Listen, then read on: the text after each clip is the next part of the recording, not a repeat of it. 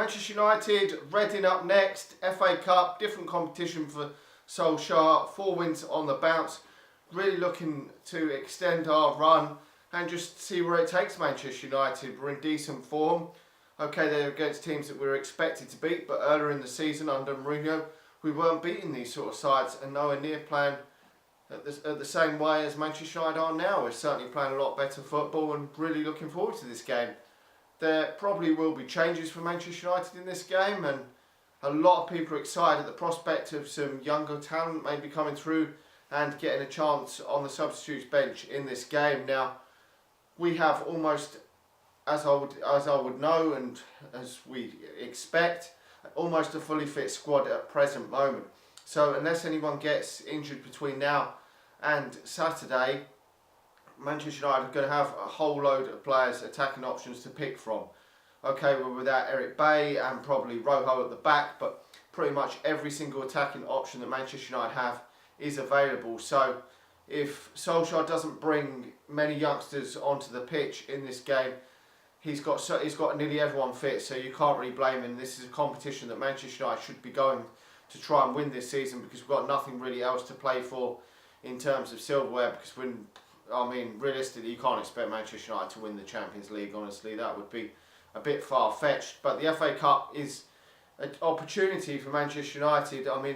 One of 6 or 7 teams are probably expecting that they could potentially challenge for this competition. You never know. Even sometimes you get a few lucky, easy draws and you end up in the semi-final when you haven't even played anyone. So who knows where it can take Manchester United this season. We got to the final last year.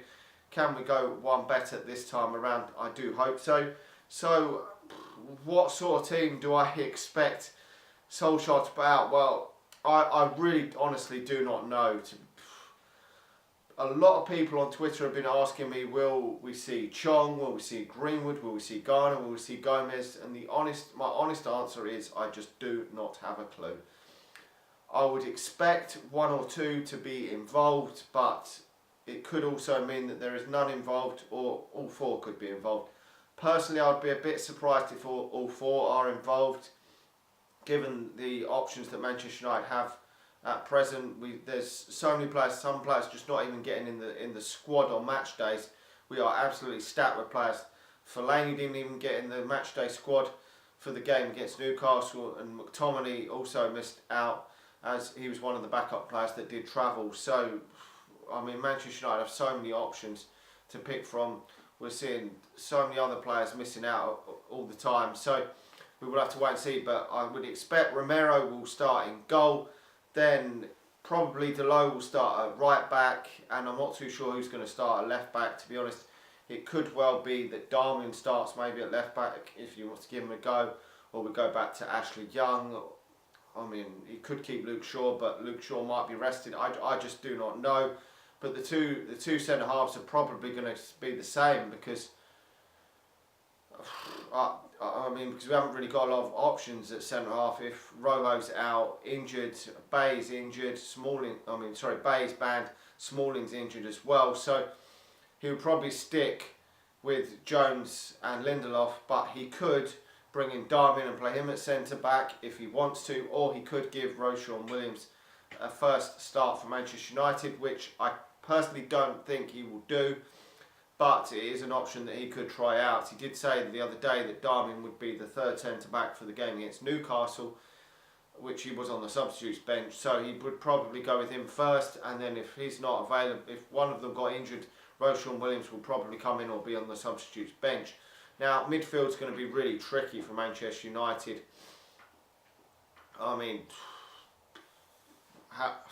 I just don't know what lineup he's going to go for in midfield. I could potentially see him bringing Fellaini into the team, maybe, because he didn't even feature in that game the other day. But if he's not in his plans, then just get rid. Because if you've got no intentions of playing Fellaini, just get rid of him, get him out of the squad, because you're holding too many players back. Personally, I would be happy to see Angel Gomez get some game time in there, maybe Pereira, and Scott McTominay hasn't had a lot of game time for lately through injury, so he could feature as well. This is Reading on paper. Manchester United should be looking to swat these aside with whatever team we put out, unless we put out a complete youth team, we should be looking to swap this aside. So if we played McTominay, Pereira, I mean even Fred hasn't played a lot either. So let's say we played McTominay, Pereira and Fred, and maybe had Gomez on the bench. I would go any of them four. I would personally go with in the starting lineup, because we, as I say, Reading are absolutely dog shit. Manchester United should be good enough to beat that, and the other one should be on the substitutes bench. I wouldn't give Fellaini any game time. I think he's holding too many players back, but he could also be an option as well. I think Pogba will probably be rested for this game because he limped out of that game against Newcastle. The forward line is going to be interesting to see. I thought that he would probably go with Sanchez, Mata and Lukaku as the forward line for this game. But then I was surprised in that game against Newcastle that Juan Mata started the game. A lot of people don't like Juan Mata playing out wide, which isn't the best option, I don't think, for Juan Mata. I don't know why managers have been doing it, but the same has been happening with Gomez when he's come into the first team. Often he's been playing. He's gone out in the wider areas, and he's probably much more effective in the middle of the park, in a midfield role, maybe a David Silva type position. Maybe the same with Juan Mata would be. Now that forward position is going to be interesting. Now I'm not too sure if Juan Mata will now start the game. He did play against Newcastle, so if he doesn't play, I would personally put Tai Chong out on the right hand side, Alexis Sanchez out on the left, and put Romelu Lukaku in the striking position. That would be my forward three anyway.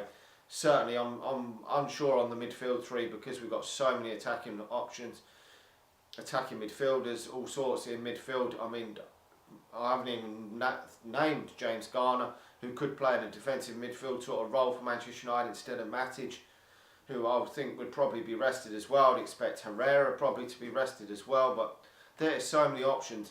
The Mirror did report the other week that Mason Greenwood would get his debut in this game, but will he make the substitutes bench? We just do not know.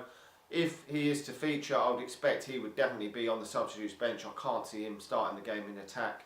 Tai Chong is 19, so he's a couple of years senior to Greenwood, and also Gomez, if given the opportunity, has already played in the first team. It would make it his fourth substitute appearance or first start in 4 games for Gomez if he was to start this game. So he's got a lot more experience than the others in actual professional official matches for Manchester United. The others have only played some game time in friendlies in the pre-season. So, but it would be nice to see if say Chong starts the game, then it would be nice to see if Gomez is on the bench, if Greenwood and Garner on the bench. But the only problem with putting 3 youth players on the bench, 2 being 17 and 1 being 18, is that if Manchester United were to come under any problem in this game and couldn't break the deadlock for whatever reason, we went a goal down for whatever reason, you've then got to bring them players on to try and salvage the game, which it is a bit unlikely that Manchester United would be going 1-2 goals down in this game, given the form that Reading are in. But so often these managers are a bit cautious and do like to have a few players in reserve. So he probably will have a centre-half or a defender on the substitutes bench as well, whether that's going to be Ashley Young or Valencia or Luke Shaw, whoever the backup fullback is, or Darmian or whoever. So it will just be interesting to see what the substitutes are, but you don't want to go too light because then you don't have enough options on the bench. Arsenal did that against Nottingham Forest last year, put a very youthful team out, and they didn't have enough on the bench either. It was a very youthful bench, and they did come unstuck and lost to Nottingham Forest. So, and Manchester United have come unstuck in the past against lesser opposition in the FA Cup. You think back to Leeds, when we lost to Leeds, we drew to Exeter and Burton Albion in games which we had to take to replay. So you can't take this game lightly, but Reading aren't in great form at all. I know Loda, who has played at youth level for England, has got quite a few goals, I think, for the under-23s. I don't know if he's going to feature for them, but I don't know a lot else about their team. I know Tyler Blackett plays for them, but he got sent off the other week, so I presume that he is banned for this game. And I did see that John O'Shea was playing at centre-half for Reading at the weekend when they got hammered against Swansea 4-1. And from the little clip that they showed on the Football League show, the defence looked all over the shop when they conceded the goals. They looked absolutely terrible.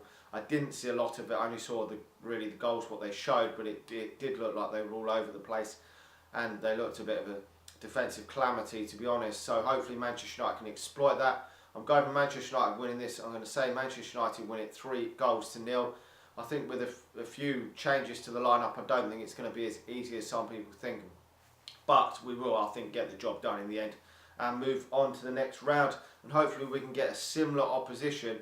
Maybe even there are still some League One teams in the next round, and that might give Solskjaer another chance to give any youth players a chance that don't get their chance in this game. Like the video, subscribe to the channel if you're new, and I'll talk to you all again soon. See ya.